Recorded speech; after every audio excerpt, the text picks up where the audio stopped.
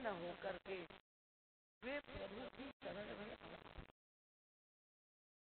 और तब परम पूज्य महाराज जी कहते हैं कि ऐसी परिस्थिति में विभीषण जी महाराज की जो मनस्थिति है उसका रहस्य क्या क्या, वो अगर हमें समझ में आ जाए तो हमारे लिए ये राम कथा जो हम कृष्ण कथा श्रवण कर रहे हैं उसका उपयोग क्या? कथा श्रवण करने का पुण्य तो है, पर जीवन जीने की कला कि इन पात्रों से अगर हम सीख ले तो हमारा जीवन भी अधिक सुखद और शांतिपूर्ण। तो प्रश्न यह है कि विभीषण जी के लिए जो दृष्टिकोण समाज में है क्या वास्तव में वे निंदास्पद है, या वे जब श्री राम की शरण में जाते हैं तो क्या स्वार्थपरता के कारण प्रलोभन की वृत्ति से जा रहे हैं, प्रभु की शरण में क्या द्वेष की वृत्ति से जा रहे हैं, उसका मनोविज्ञान क्या है, तो परम पूज्य महाराज के जमानत मर्मज्ञ है वही समझ पाएगा। और इसलिए ये रामचरितमानस तो अद्भुत मनोवैज्ञानिक ग्रंथ, और हमारा ये सौभाग्य है कि तुलसी परम पूज्य महाराज जी हमारे बीच में है, उनका साहित्य है, उनका चिंतन है, और हम उसे अधिक से अधिक लाभ लेने की हमें चेष्टा करनी चाहिए। तो प्रश्न यह है कि विभीषण जी महाराज जब प्रभु की शरण में जा रहे हैं, उनकी मनस्थिति जो प्रसन्नता की है उसके पीछे कारण क्या है, उसका निरूपण महाराज जी करते हैं। अगर आप विभीषण जी का इतिहास देखें तो मूलतः प्रारंभ से ही विभीषण जी में भगवत भक्ति के संस्कार आपको दिखाई दे। प्रसंग आता है, वर्णन आता है कि तीनों भाइयों ने प्रभु को प्रसन्न करने के लिए तपस्या की थी, कुंभकर्ण, रावण और विभीषण। और तपस्या के फलस्वरूप जब ब्रह्मा जी भगवान शंकर प्रकट हुए तो तीनों ने वरदान मांगा। उस समय विभीषण के पास जब प्रभु जाते हैं, रावण और कुंभकर्ण ने जो मांगा वो सब करते, विभीषण के पास जब गए तो विभीषण की याचना क्या थी, गए विभीषण पास सब कहे पुत्र वर मांग, मांगे भगवंत पद कमल अमल अनुराग। उन्होंने प्रभु के अपने दोनों भाइयों की तरह नहीं, भगवान की चरणों की मंगलमयी भक्ति की याचना। तो भक्ति के संस्कार उनके हृदय में, पवित्रता के धर्म के संस्कार तो प्रारंभ से ही थे। और अगर अध्यात्म की दृष्टि से भी देखें तो जीव है ईश्वर का अंश, ईश्वर अंश जीव अविनाशी चेतन। तो अंश का पूर्ण के प्रति आकर्षण होना एक स्वाभाविक बात है।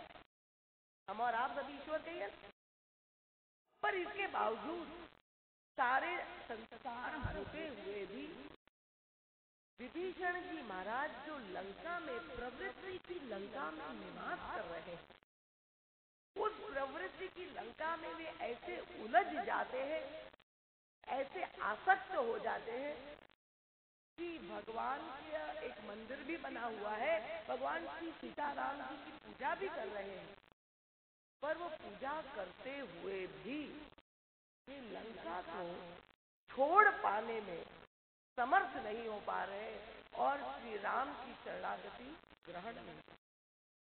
उन्हें पता है कि श्री राम का अवतार हो चुका है अयोध्या में, और बात तो नहीं। जिन श्री सीता जी की पूजा वे कर रहे मंदिर में, वे ही श्री किशोर जी वहीं पर अशोक वाटिका में बनी हुई है।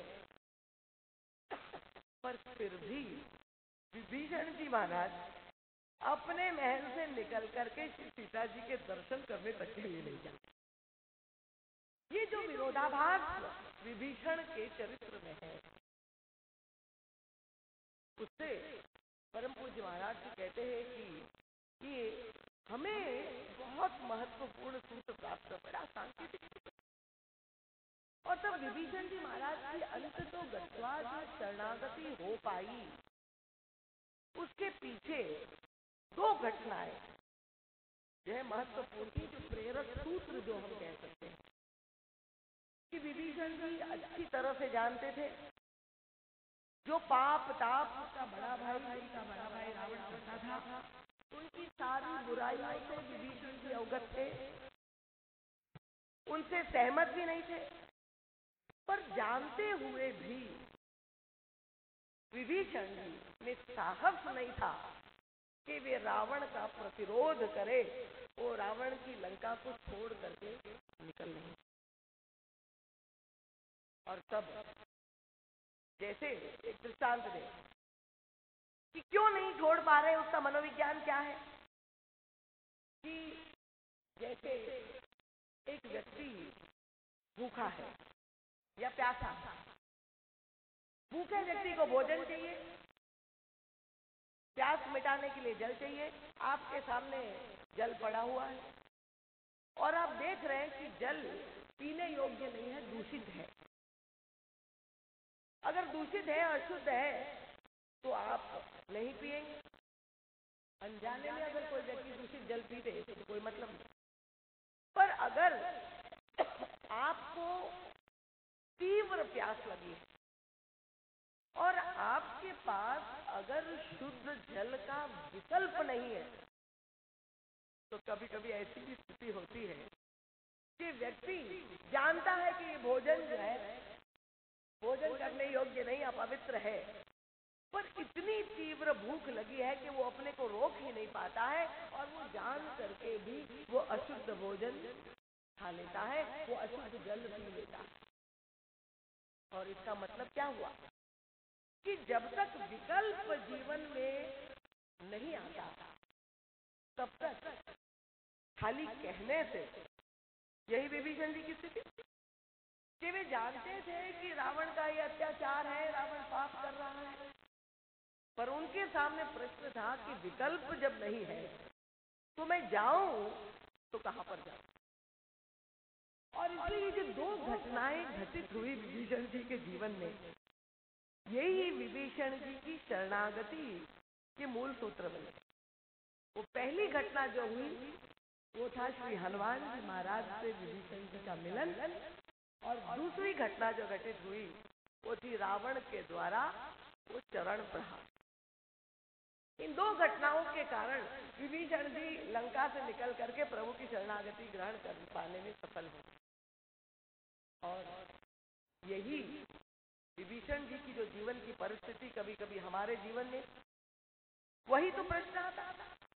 कितनी बार ऐसे हम लोग अपमान का अनुभव करते हैं। गोस्वामी तुलसीदास जी की तो जीवनी आप लोग जानते हैं, अवगत है कि उनके जीवन में भी ऐसी ही घटना घटित हुई कि जहां पत्नी के प्रति उनका ऐसा तीव्र अनुराग था, बचपन से बाल्यावस्था से ही जिन्होंने तिरस्कार, अनादर समाज के द्वारा तो दूर, अपने माता पिता के द्वारा भी जो कष्ट भोगा था। और प्रथम बार जब उनको स्नेह की